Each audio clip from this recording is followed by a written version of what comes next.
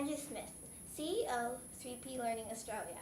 Hello viewers, it is an absolute honor for the team of Australian Education Times to get an opportunity to interview Mr. Andrew Smith, CEO of 3P Learning Australia.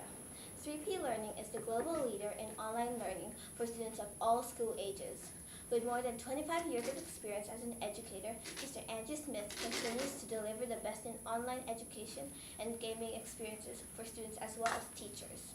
Let's welcome Mr. Andrew Smith and gain an insight into his life as online learning. Please tell us about your journey from an educator to a CEO. Well, that's quite a long one because I've been working in the education business for 10 years now. This is my 10th year. Prior to that, I was a teacher. I was a primary school teacher, so the last class I had was a Year 6 class, and I was in teaching for 20 years prior to that. So I started with 3P Learning when the company was very, very small.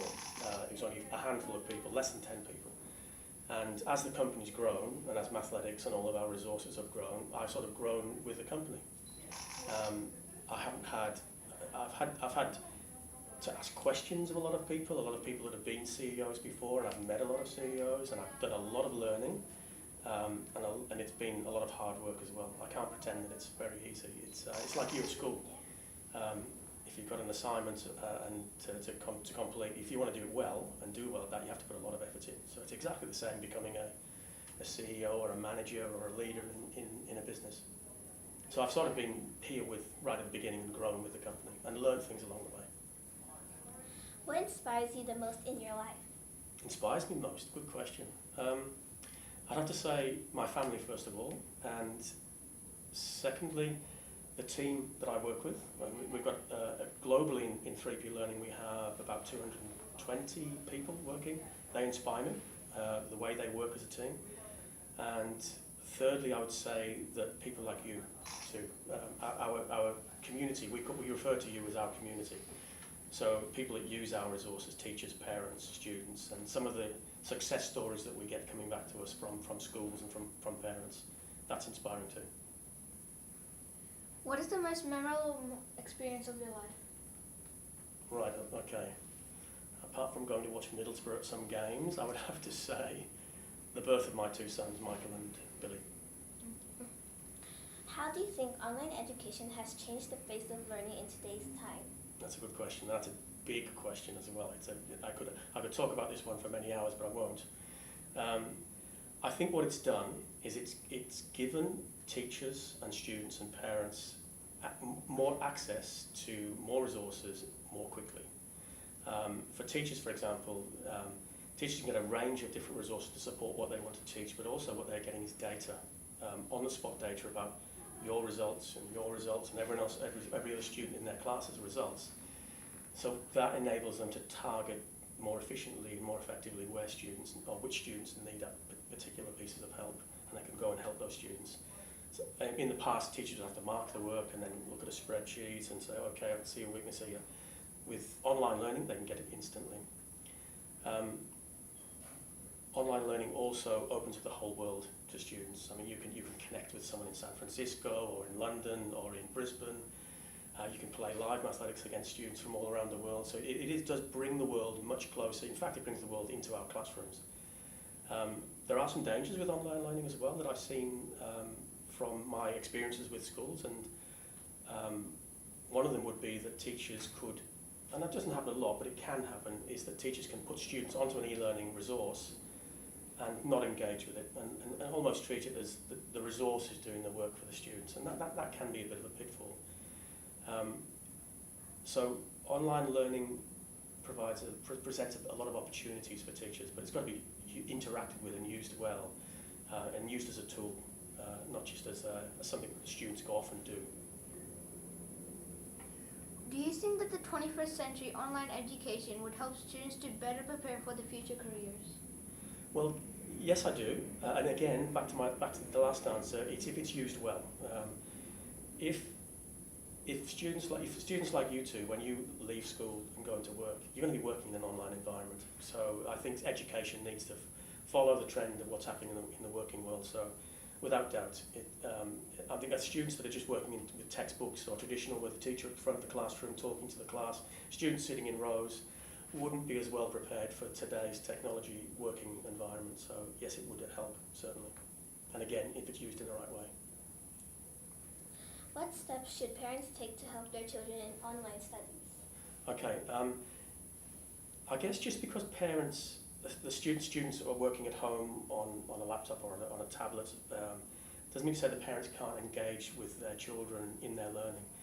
So I think parents should tap into what their children are doing and sit with them and look at just because they're on a device doesn't mean to say they can't work with them, ask questions about what they're learning. I think parents also need to make sure that their children are accessing safe material when they're at home. Obviously, as a parent, that's quite important. Also, connecting with school, asking the teacher what's happening at home, what are they expecting their students to be accessing as part of the home study, and work with children and learn with them as well. I learn all the time with my 18-year-old Michael. Which core subjects do you think are the most important for students to learn, and why? I think if you're looking at traditional curriculum, I'd have to say literacy and numeracy. But I think these days, I think employers and universities are looking for more skills and values and attitudes and attributes rather than traditional subject knowledge. I think it's important to be able to count and write and read and work with numbers and words. That's still very important. Just as important these days are things like empathy, which is the ability to see the point of view from another person's side, teamwork, tenacity, which really keep working hard, creativity. So there's lots of areas that are outside of the traditional curriculum, which a lot of teachers work well with, but they're just as important as part of learning. But certainly the two core ones would be maths and, actually, can I add another one? Science. Particularly in Australia, we're seeing a decline in the number of students that are going into science and mathematics at university and then into industry and work. So I think that we should lift the profile of science in schools as well. What is the importance of digital game-based learning? The importance. In our company, we've looked at gamers, and what makes the online gaming industry, and then we've applied what we've learned from the gaming industry and tried to say, okay, what of that will help us in education? And we've discovered that there are four main types of motivators for people that play games. And adults play games, people like yourselves may play games. So people are either a combination of they're exploring when they're playing games, they're explorers, they like to find out new things. They're competitive, so they want to win all the time. They're socialising, so they want to connect with people in the gaming area environment. So we've got competitor, socialiser, explorer, and achiever. So the fourth one is achiever. They want to do well, complete the levels, get the certificates, that sort of thing, get the recognition. So we apply those motivators and those drivers that sit within people to our resources when we design them. So if you're designing something new for mathematics, does it have some competitive elements for those students that like that? Does it have some exploration elements for the students that want to find their own way? Does it have some connection elements for students that want to connect with other people? And does it have rewards built into it for the students that like to achieve? So we try and have a balance between all four areas. So for us, the gaming industry, if you like, has a lot of benefit, and we use a lot of the good things from gaming. There are some not so good things, but we use the good things from gaming and try and apply them to education. As an educator and as a CEO, how do you motivate others? That's a hard one. I try to get people to work in teams, and this is back in my class days, when I was a teacher as well. Get people to collaborate and work together and support each other. We used to call it peer teaching, peer tutoring. So you might have done that at school, where you work with a partner and help each other on a project or whatever. Try to do that in business as well. Everyone's got a lot of skills, and if we share ideas in a team environment, all those skills come forward. So it's not a case of me standing at the front of the business and saying, you need to do this, you need to do that, and I want you to do the other.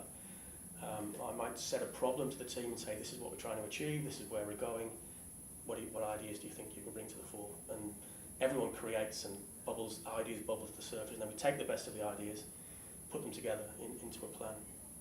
So really it's the team that's the motivator, it's just me setting things up. I don't stand there and talk at them all day. What advice would you like to give to other 21st century educators? Oh, that's a big question. To 21st century educators, are you talking about teachers, I suppose, and parents and what have you? I'd suppose if it was one sentence, I would say use 21st century learning tools or resources as a tool, not as a thing that the students go and do. They need to be interacted with and used. Tools are things that we use in our hands traditionally. I think e-learning resources need to be treated as tools that we can interact with and get the best out of.